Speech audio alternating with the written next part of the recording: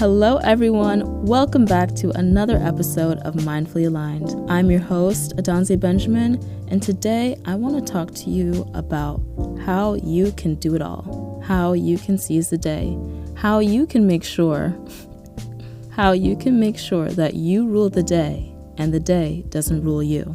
Today, we're going to talk about time management and structure. It's a major key to life. If you look at people who are highly successful, it's because they mastered the element of time. I hate that feeling of feeling like I'm chasing time, I'm playing catch up all the time. It's not a good feeling. People who have mastered time are able to achieve things that is mind-boggling to us. How are you able to do that? How are you able to achieve that much in that amount of time? And I want the same for you. Time management 101 is crucial to success. So to be a little candid and honest with you guys, as someone with ADD, time obviously was one of my biggest struggles. Luckily, I have come such a long way, and luckily now I have been able to be one of those people where people ask me, how are you able to do that? How are you able to do it all? How are you able to manage? These are the tips that I have learned and overcame. So even if you have ADD, ADHD, you can't focus, you can't get organized, these are tips that actually can help you. So this episode is for everyone. These are bona fide, simple ways to change your day and make you feel like you actually did something.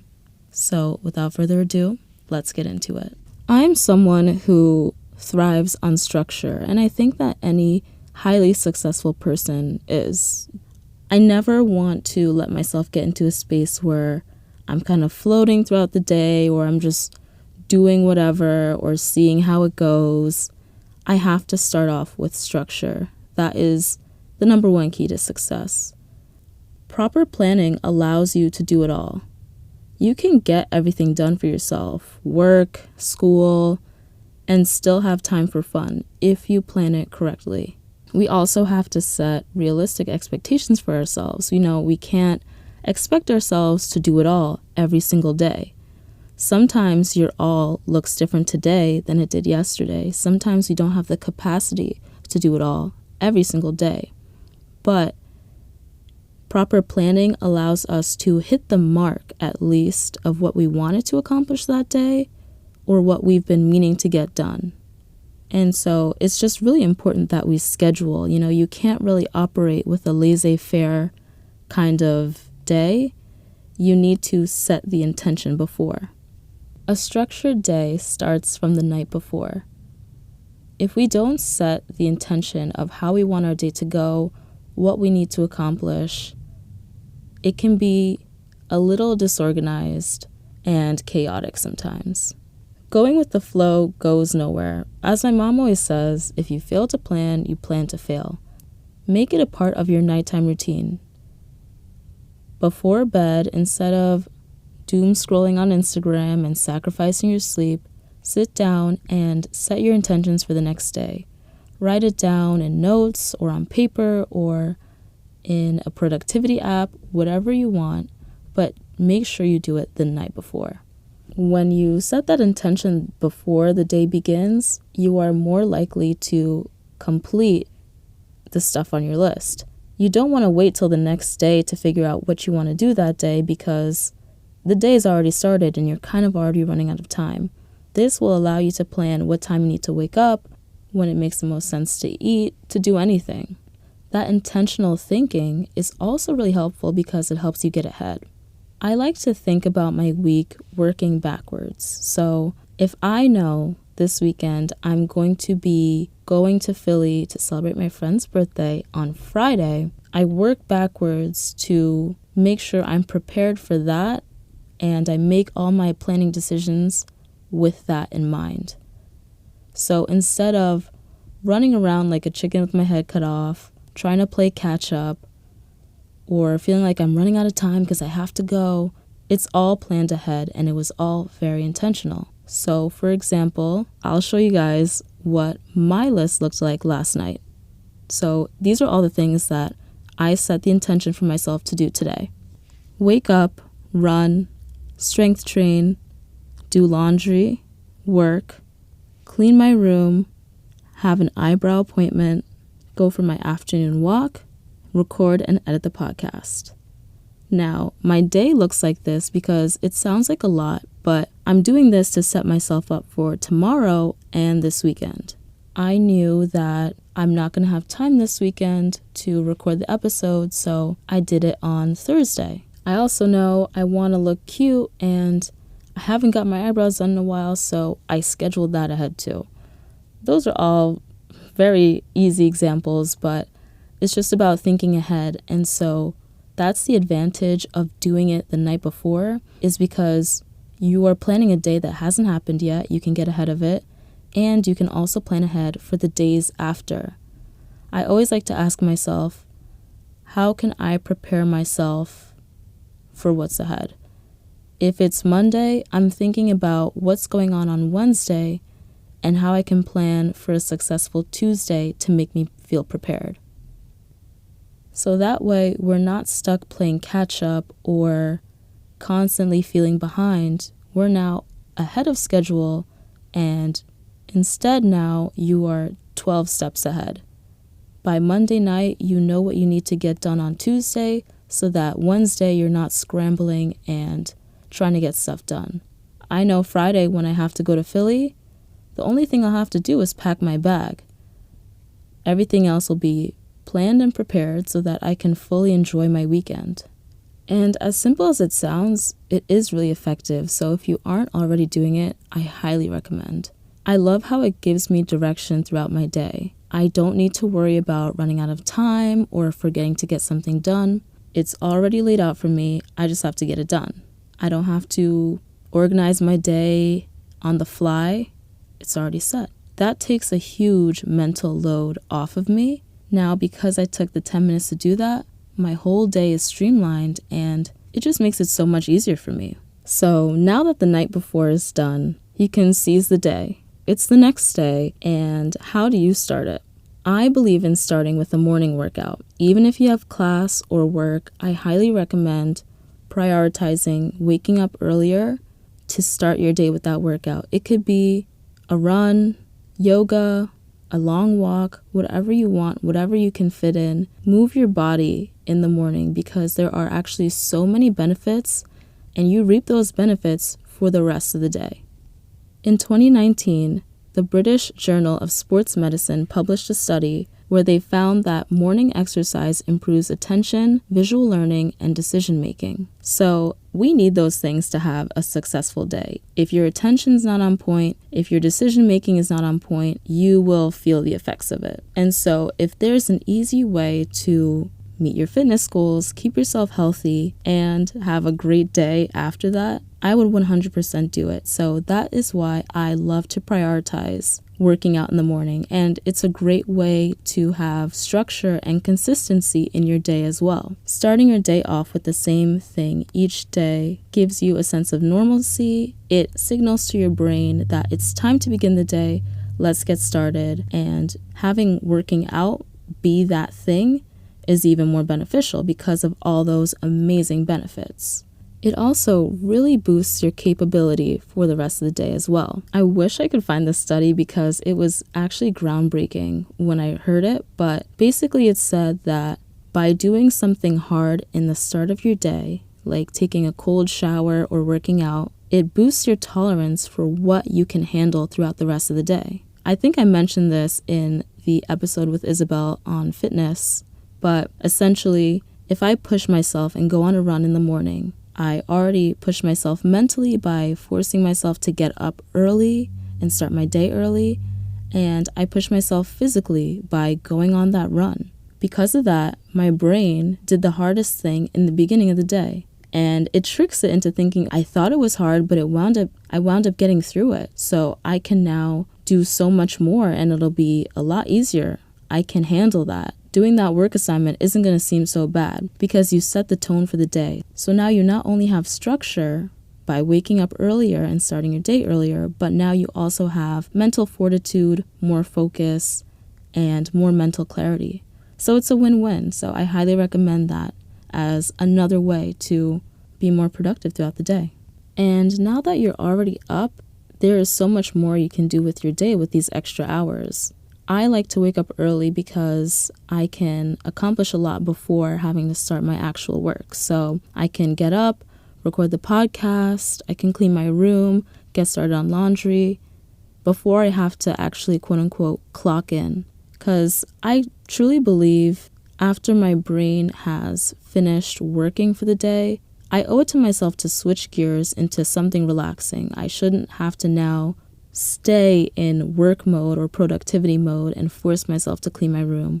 Let me get that all done and out the way in the beginning of the day. Also, waking up earlier is so much better for you because if you start your day at the last second, you keep hitting snooze, and now you wake up 5 minutes before you're supposed to leave, you are setting the precedent for your day. You are starting the day by feeling stressed. You're starting the day by feeling disorganized and disheveled, and that bleeds into the rest of your day. It's hard to bounce back from that.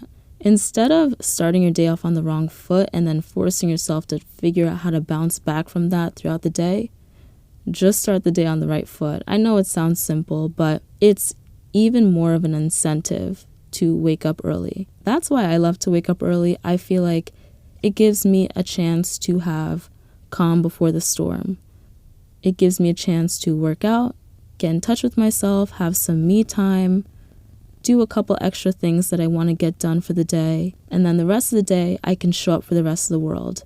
I can give people my time, give people my work, give people my energy, but at least I know I started my day off for me, and I accomplished things that make me feel good, and it's a great way to prioritize yourself and recenter yourself in your own life. And who wouldn't want to start their day feeling that amazing, knowing that you already did these things for yourself? And once you do these things for yourself, your cup is full, and now you can pour into others. And so the final tip I have is block scheduling. This was a game changer for me. This is something you can do if you have a full-time schedule, or you're just in school, or you're part-time. Whatever your schedule is, you can employ a block scheduling technique. So block scheduling is all about focusing on the chunks of time you have and filling those chunks. Instead of judging yourself or forcing yourself to get it all done in one shot, you're going to do it in chunks, which feels a lot more manageable. So you are now only responsible for doing as much as you can in that time.